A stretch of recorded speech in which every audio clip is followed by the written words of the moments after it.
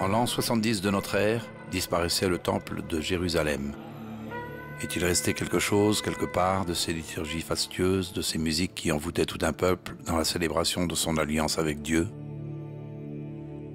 Tel un fleuve devenu souterrain, des échos de cette musique réapparaissent plus de 7 siècles plus tard dans les chants grégoriens qui deviendront eux-mêmes la principale source de la musique classique occidentale. Quelles ont été les escales de ce fleuve à travers les siècles? Comment les liturgies chrétiennes primitives ont-elles permis aux mélodies du temple d'évoluer lentement vers le chant grégorien? Daniel Meir Weil a peut-être une réponse à ces questions.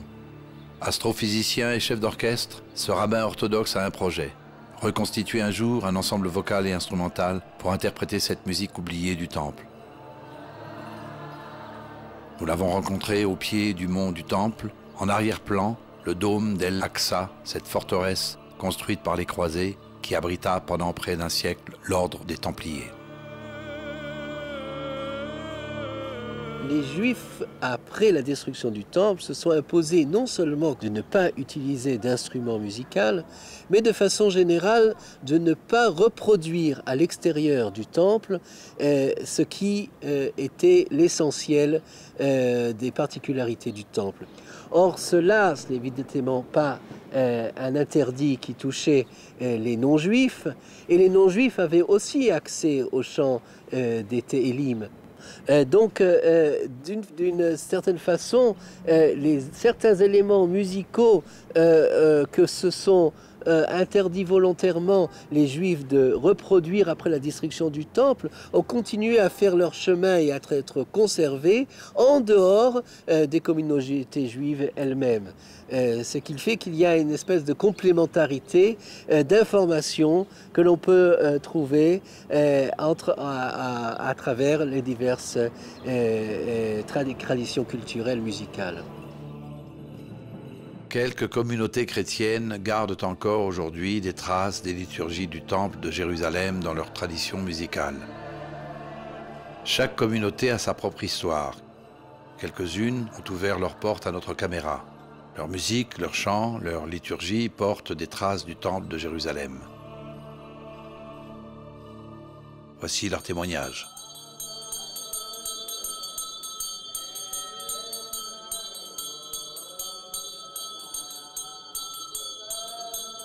הכנסייה הזאת בעצם נבנתה בצורה שדי אופיינית להמון כנסיות שנבנות באתיופיה. יש כאלה שטוענים שהסיבה שהכנסייה היא עגולה על מנת בעצם לא לאפשר לשטן להיכנס. עכשיו, השם של המנזר עצמו נקרא דברי גנת, שזה בעצם המנזר של גן עדן.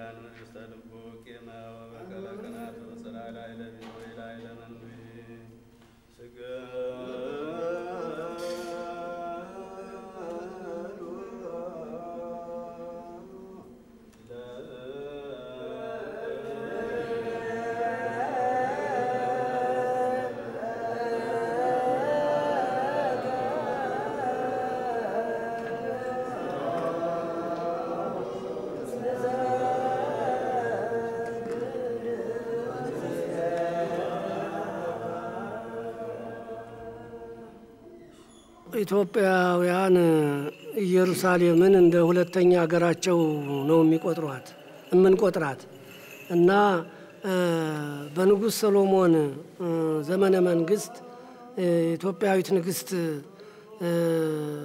ንግሥተ ሳባ የሶሎሞንን ጥበብ ለመረዳት ወደዚህ መጣ። ታሪኩን ሁሉ አይታ አድንቃ እግዚአብሔርን አመስግና በምትሄድበት ጊዜ ምኒልክን ጸንሳ ሄዳለች ከሰሎሞን። מלכת שבא חזרה לאתיופיה, ילדה את מיניליק, ובגיל 13-14 היא שלחה אותו בחזרה לירושלים. עכשיו הוא חזר לפה והמלך בעצם שלמה רצה להמליך אותו אחריו, מיניליק סירב, ומה שמלך שלמה עשה, הוא שלח איתו בעצם את כל הבכורים של השרים שלו ושל בעצם האצולה היהודית שהייתה פה, ואומרים שאז גם המלך מיניליק, מה שהוא עשה, שהוא לקח איתו גם כן את תיבת הקודש. הסיפור אומר שבסופו של דבר, שארון הקודש הגיע לאקסום.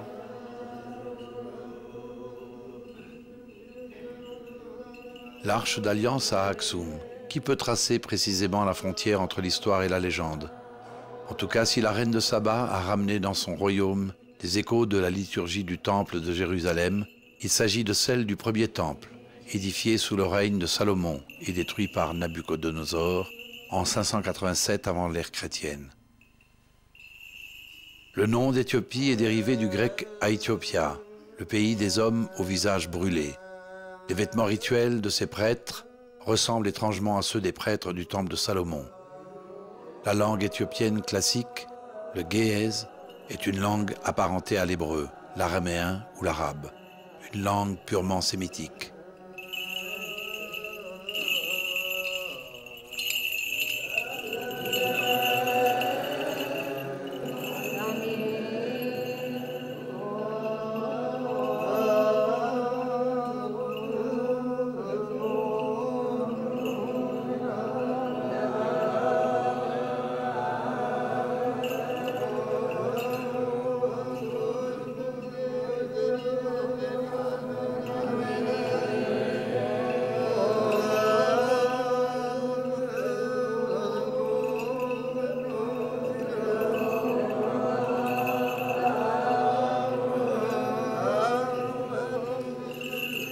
Comment ces chants, comment ces rites ont-ils pu arriver jusqu'en Éthiopie? L'Éthiopie, au commencement, était des religions mosaïques de religieux juifs, jusqu'à là, le IIe siècle. ክርስትና ክርስቶስም ከተወለደ በኋላ ወዲያውኑ በ34 ዓመተ ምህረት እዚህ ጋዛ በጋዛ ስርጥ ባለው ምንጭ ኢትዮጵያዊው ጃንደረባ በሐዋርያው በፊልጶስ አማካይነት ክርስትናን አግኝቷል። Frère est arrivé en Éthiopie, à Aksum, l'ancienne capitale d'Éthiopie. Il a vu des peuples qui étaient très très très bons et très gentils et très religieux. Il a parlé avec le patriarche d'Égypte, et le patriarche d'Égypte, il lui a appelé, il a ordonné comme évêque, il a envoyé encore en Éthiopie. Alors lui, il a fait toute l'évangélisation, et après cela, l'Éthiopie, il a accepté la religion chrétienne, mais il a resté avec tout le coutume juif. Comme dans les synagogues, hommes et femmes prient séparément. La liturgie éthiopienne résonne des échos de la musique du premier temple.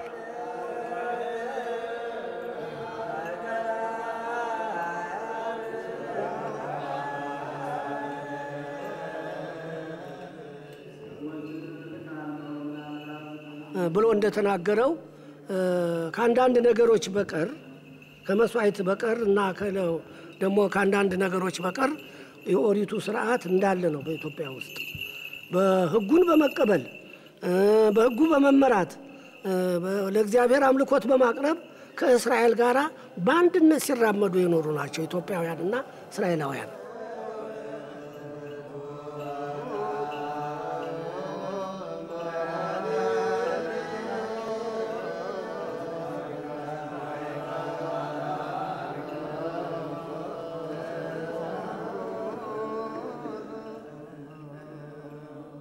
መዝሙሩም ከኢትዮጵያዊ ሊቅ ከቅዱስ ያሬድ በመንፈስ ቅዱስ ያገኘውን ተቀብላ ስታገለግልበት እስካሁን ኖራለች።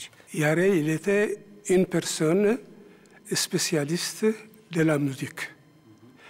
Alors quand il a commencé à faire la musique, il est allé dehors pour voir des arbres. Il a vu des arbres, mouvement des arbres. Alors il a commencé à faire de poésie et à faire l'honneur de la musique éthiopienne. Et lui a commencé cette musique.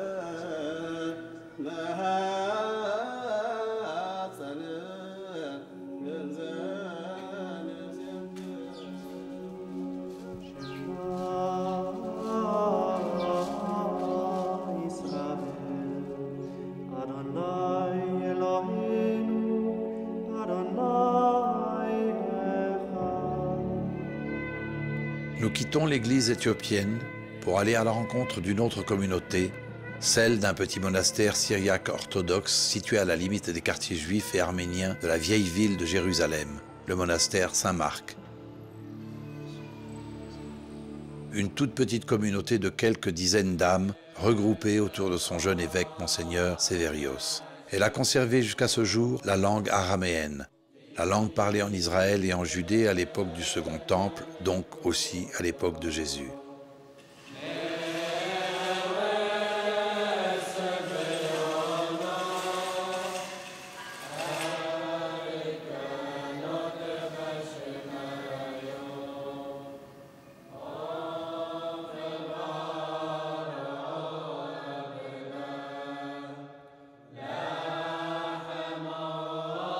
Bien que sobre et dénudée, la liturgie syriaque est d'une rare beauté. On retrouve certaines de ces mélodies conservées dans la liturgie synagogale des Juifs séfarades d'Alep en Syrie, signe indubitable de racines communes.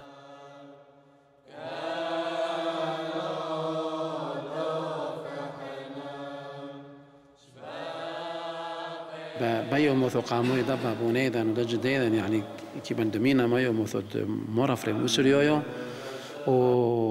ودوثينا اللايو موثو مور يحكم ومالفونو دي عيتو ودوثينا لايو موثو مور سيوريوز دانتيوخيا ومور يحكم درهوي اد اولي شونانو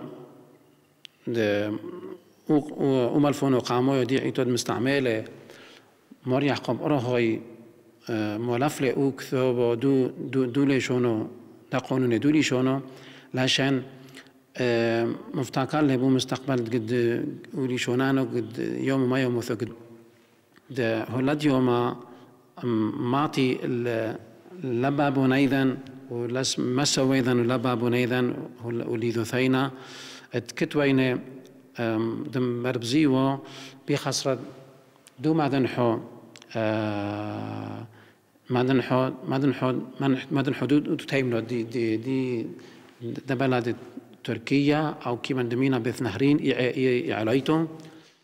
Selon la tradition syriaque, l'église Saint-Marc est la plus ancienne des églises de la ville sainte et correspondrait à la maison où fut célébré le dernier repas du Christ avec ses disciples. On y trouve aussi un portrait de la Sainte Vierge qu'aurait peint Saint Luc, l'évangéliste. So Saint Peter, disciple of our Lord Jesus Christ, he established our church in Antioch. Antioch, it was capital of Great Syria in 37 after our Lord. That means after 4 years of ascension of our Lord to the heaven.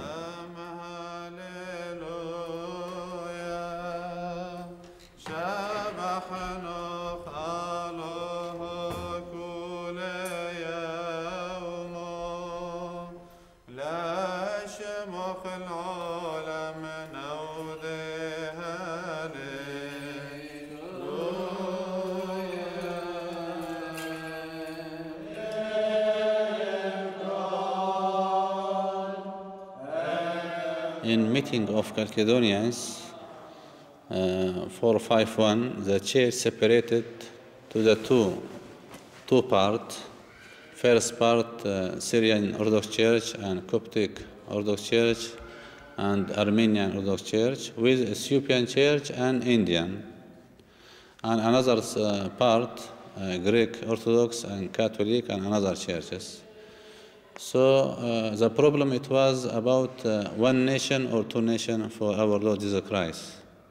So our church, Oriental, we said he has one nature, but inside this one, we have two natures.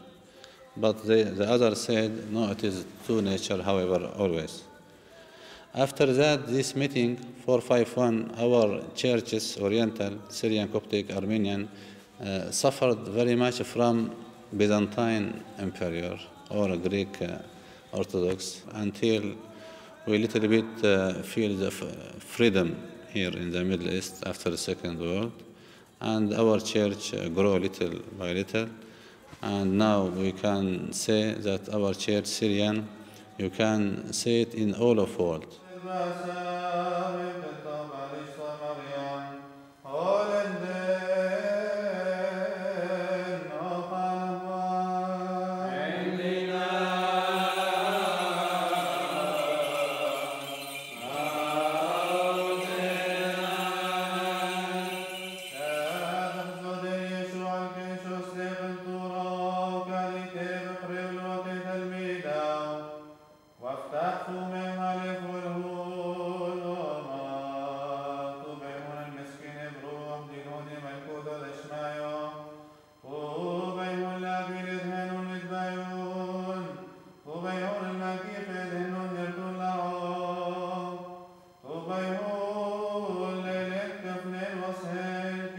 Many things taken from the Old Testament in our Oriental churches use it. Many of the traditions, many of the clothes and materials which were used in the Old Testament during the Holy Sacrament ceremonies.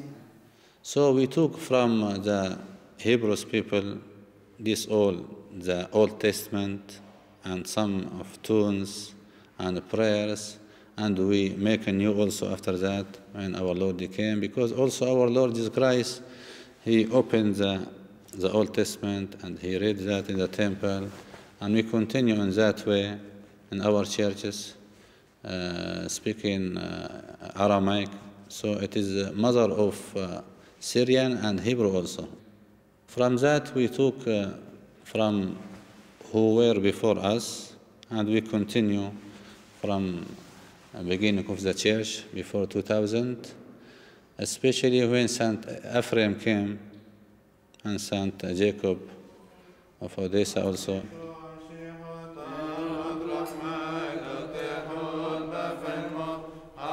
Le principal créateur de la liturgie syriaque fut sans conteste saint Éphrem. Ascète, né en Mésopotamie en 306, serviteur des pauvres et homme d'action, il est aussi le théologien exégète de la pensée judéo-chrétienne des premiers chrétiens. Reconnu de son vivant comme une grande figure de l'Église, poète et musicien, il a donné à la littérature syriaque ses premiers titres de noblesse avec plus d'1 million de vers.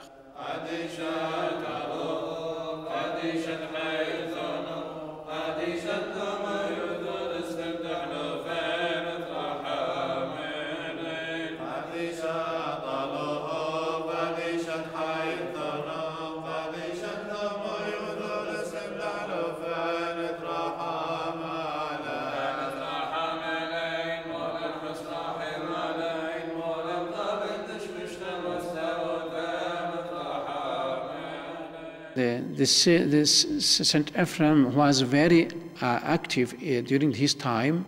We call him the guitar of the Holy Spirit, because we believe that this man was gifted from heaven, the gift of the Holy Spirit, which could sing all the stories of the Old Testament and the New Testament. مسلوث مريم ديلثو مسلوثو حلبعوثو حصولا والعانيدين كمو ما يؤذ ببيامو لو مروح لدرو ذيبي من دموني لو نوسيب غويامو مساحيمو يد هو خانو كل فلح طبث العلام بي نثق داش الشموخ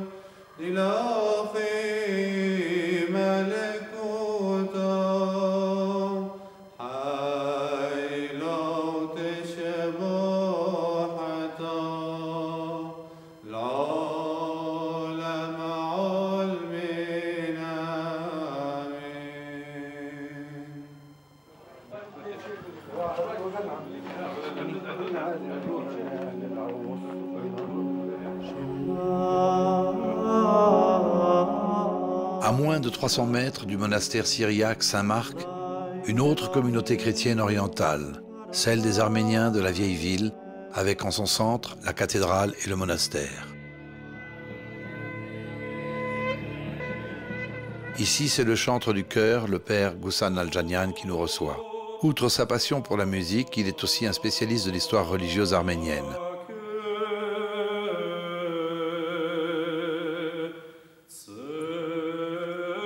Selon lui, la présence arménienne à Jérusalem remonte à l'arrivée de la 10e légion romaine dans la région.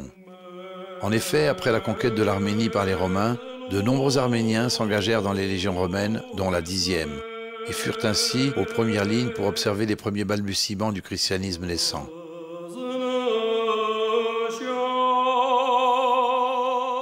L'Arménie sera le premier royaume à adopter le christianisme comme religion d'État en l'an 301.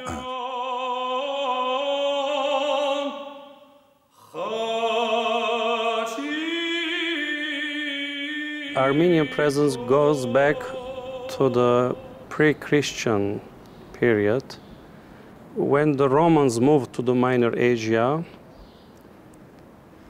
After having a few wars between, Armenian kings and the Romans, then after they have had an agreement to support one another in their wars against their enemies. That's why historians describe that the ties or relation with the Romans were so close. That's why some historians describe that this is the why in Jerusalem, among the 10th Legion or Legion, there were many Armenian volunteers living in this Armenian quarter.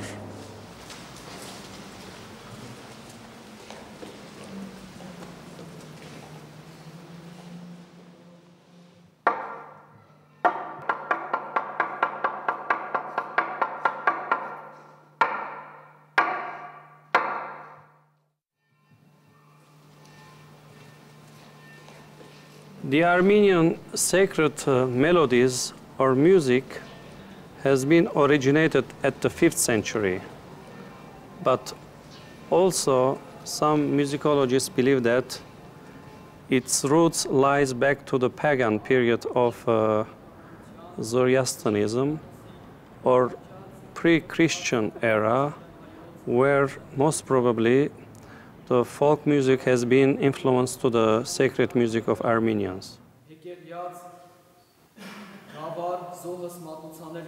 Si vous voulez découvrir les richesses des liturgies arméniennes, mieux vaut se rendre à Jérusalem qu'en Arménie.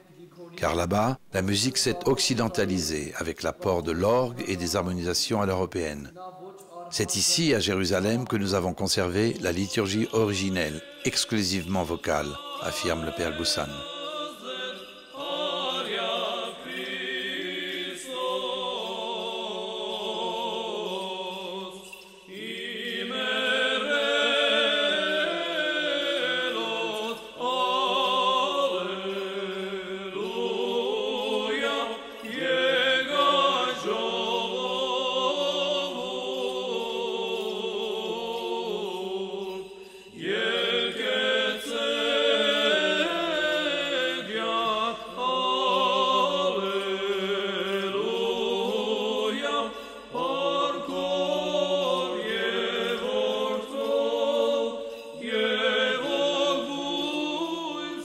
La christianisation de l'Arménie est attribuée aux apôtres Thaddée et Barthélemy, disciples du Christ.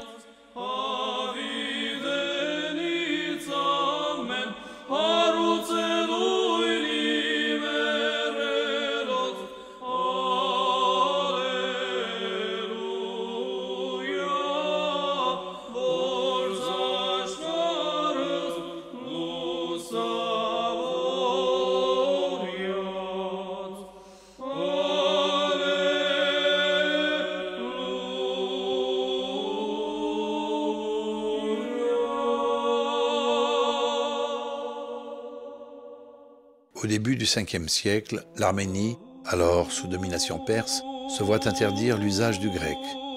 Or, tous les livres de théologie étaient rédigés dans cette langue, et très probablement les cultes étaient célébrés en grec ou en syriaque.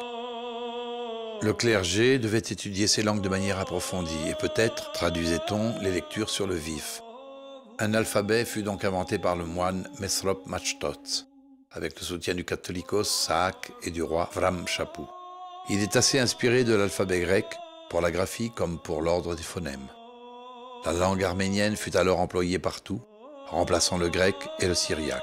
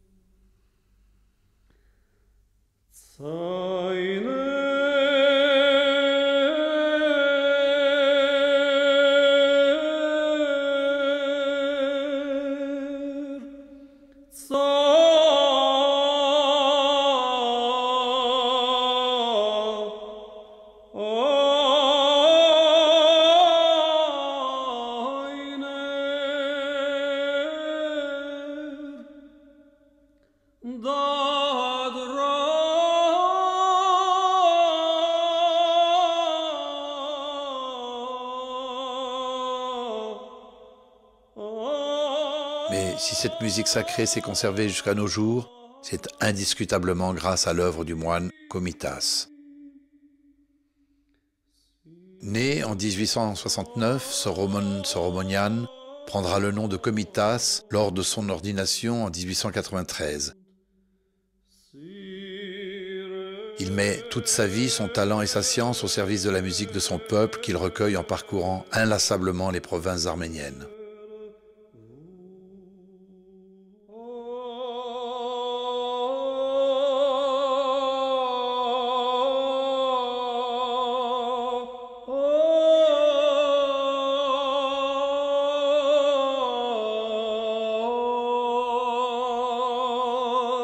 Son œuvre constitue un ensemble homogène et original. Hélas, elle est restée inachevée car la voix de Komitas s'est tue à jamais, quand la vie arménienne tout entière s'est arrêtée en 1915.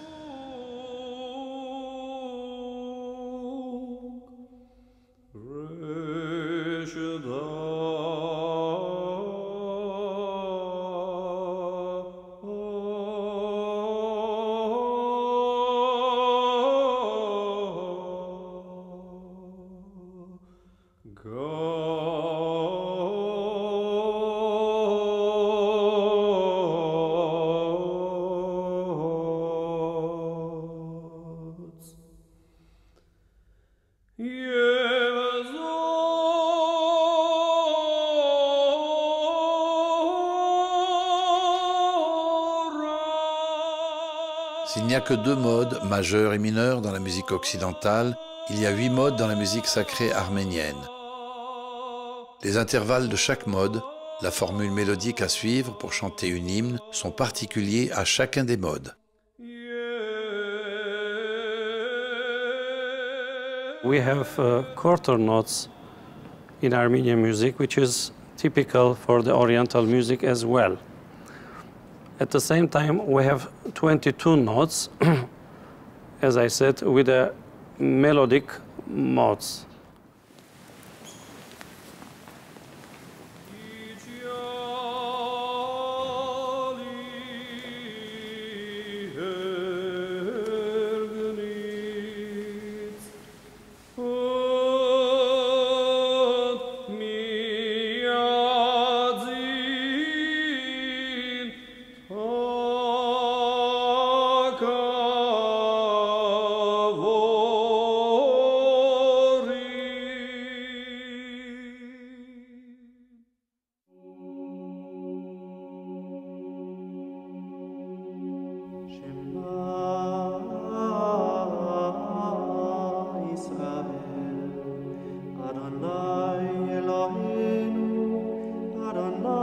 Les mélodies se perfectionnent au fil du temps et la biphonie arménienne nous mène peu à peu au chant grégorien du monastère bénédictin d'Abou Ghosh, à quelques kilomètres de Jérusalem, et sa magnifique église des Croisés.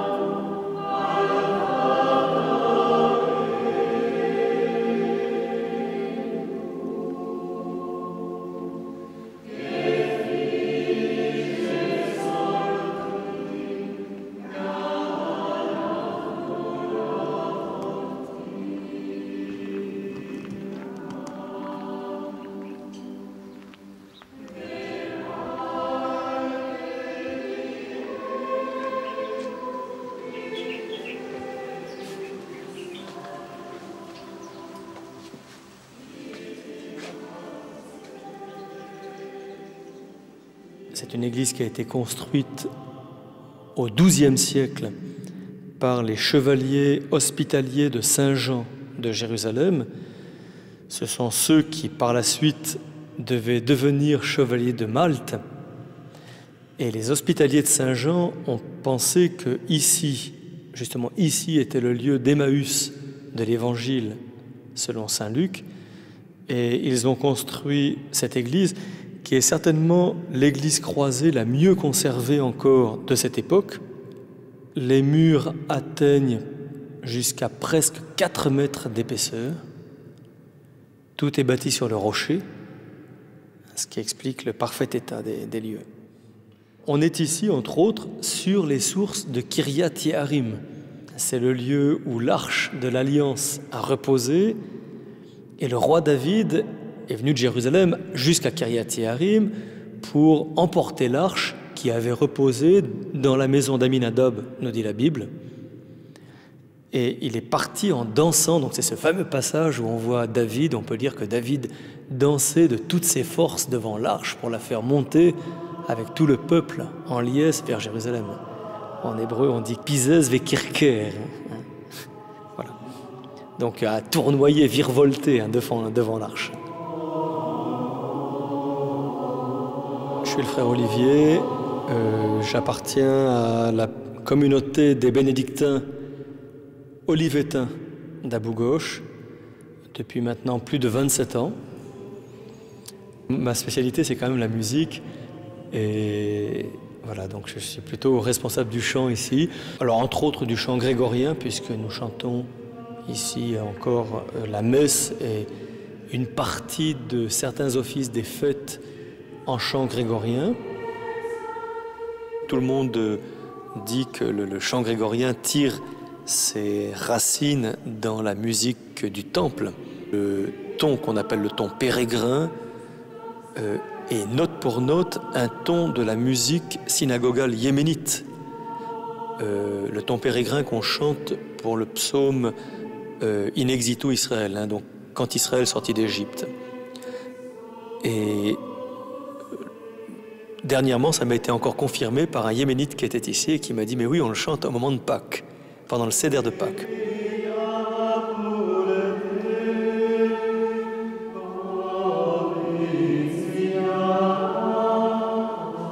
Donc nous chantons ici la liturgie, non pas, donc les offices, non pas seulement en latin et en français, mais aussi en hébreu.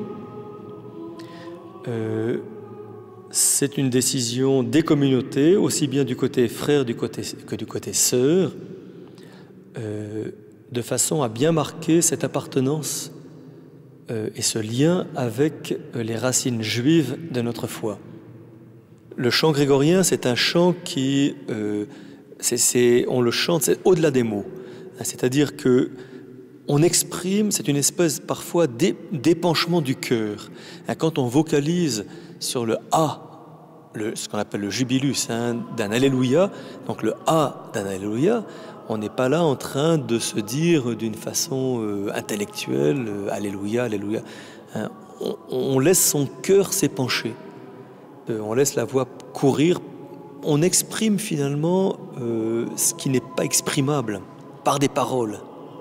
C'est une espèce de joie profonde qui sort, bien sûr, qui sort du cœur. Et je crois que c'est profondément monastique. Il y a une espèce de pudeur par rapport au mystère qui est évoqué. C'est-à-dire que c'est une joie, mais qui est une joie intériorisée. Et là, on peut dire que c'est une réussite extraordinaire.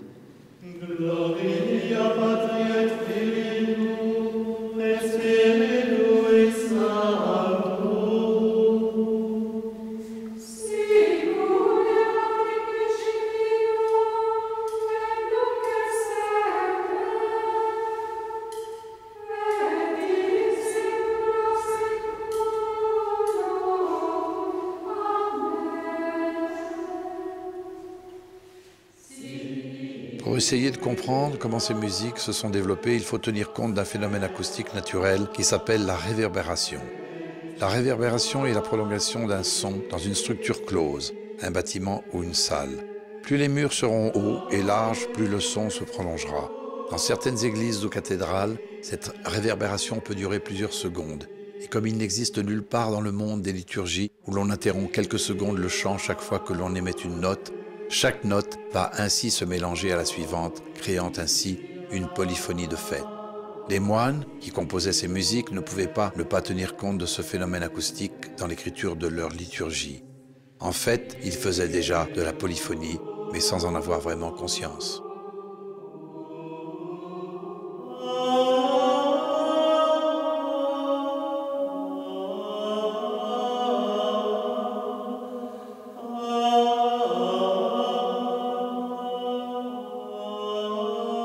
On joue un peu avec l'écho en laissant les sons. D'abord, il ne faut pas chanter trop vite et ensuite, il faut laisser le son et le silence surtout habiter les lieux. Et puis ensuite, on reprend. Donc, on peut jouer avec cette acoustique.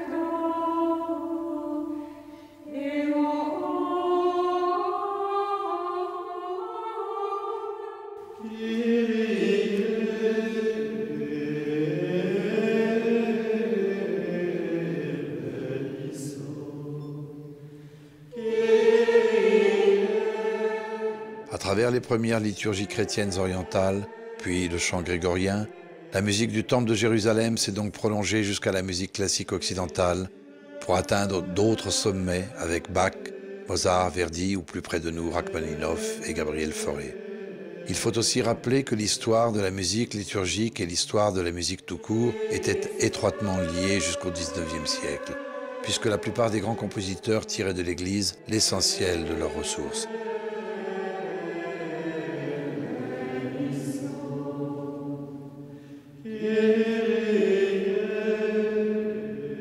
C'est sur une note d'espoir que nous voulons terminer ce voyage dans le temps et dans cette région que les guerres n'ont jamais épargné. Ces hommes et ces femmes qui consacrent leur vie à Dieu et à chanter ses louanges ont aussi un message de paix et d'harmonie. Entre les mélodies anciennes, il faut aussi laisser passer leurs plus simples paroles. Pour aimer son prochain, il faut déjà le connaître.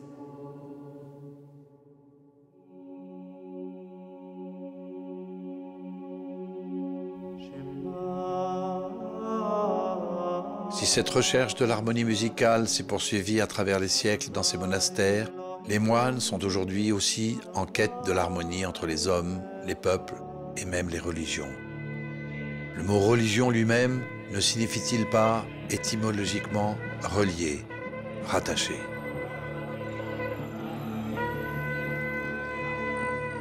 ሁሉም የሃይማኖት ሰዎች በጸሎት ተወስነው እግዚአብሔርን ሰላም እንዲሰጥ መቼም ሰላም የሚገኝ የሰላም ባለቤት እግዚአብሔር ነው። እግዚአብሔር ሰላምን እንዲያወርድ ጧት ማታ ዘወትር በማህበርም በተናጠልም በየስፍራቸውም ሆነው የሰላም ባለቤት እግዚአብሔርን በመለመን ላይ ነው የሚገኙት የሃይማኖት ሰዎች። We live in danger times now, but if we return to our God, and every religion, if you return to his Bible or to Old Testament or to Quran, I think if everybody do what it is written there, we will reach the peace very soon. But because most of our people not doing in that, so we are in the problems in the world. C'est vrai qu'il y a des tensions, il y a des haines, il y a des souffrances, et on ne peut pas les passer sous silence. Hein. Mais je crois qu'il peut aussi y avoir des points de rencontre Et ça, évidemment, on n'en parle pas souvent. Je reçois ici des groupes, bon, beaucoup de visiteurs, énormément de visiteurs. Bon, il y a aussi parfois quelques groupes de jeunes militaires israéliens qui passent par ici, qui viennent visiter. L'un d'eux, un jour, m'a téléphoné. Il m'a dit Olivier, voilà, je suis revenu à la religion juive ultra-orthodoxe. Et il m'a dit, il faut que tu saches que notre lien d'amitié est plus fort parce que nous restons des frères. Et il m'a dit, je veux te le prouver, j'arrive. Il est arrivé ici, il a garé sa voiture dans la cour du monastère et il est sorti de voiture avec alors, sa calotte noire, la kippa noire, la barbe, les papillotes, ce qu'on appelle les tzitzit, hein, donc les franges là, sur le bord, la chemise blanche. Bon, il était donc absolument impeccable hein, en tant que juif orthodoxe. Et on était tellement contents de se revoir, on s'est embrassés comme des frères dans la cour. Mais au même moment, il y avait quelques familles israéliennes qui se promenaient aussi dans le jardin. Et on a vu toutes les familles s'arrêter, regarder. Et tous ces gens se sont dit, bon, soit c'est pour un film, soit il y a le Messie qui arrive, quoi, parce que un juif ultra-orthodoxe et un moine chrétien qui s'embrassent dans un village musulman, c'est... Voilà. Et je crois qu'en fait, dans ce respect mutuel, au-delà de toutes les différences, et qu'elles soient sociales, culturelles, politiques, religieuses, on peut toujours se rencontrer, s'estimer et s'aimer. Et s'il y a un message, c'est ce message-là.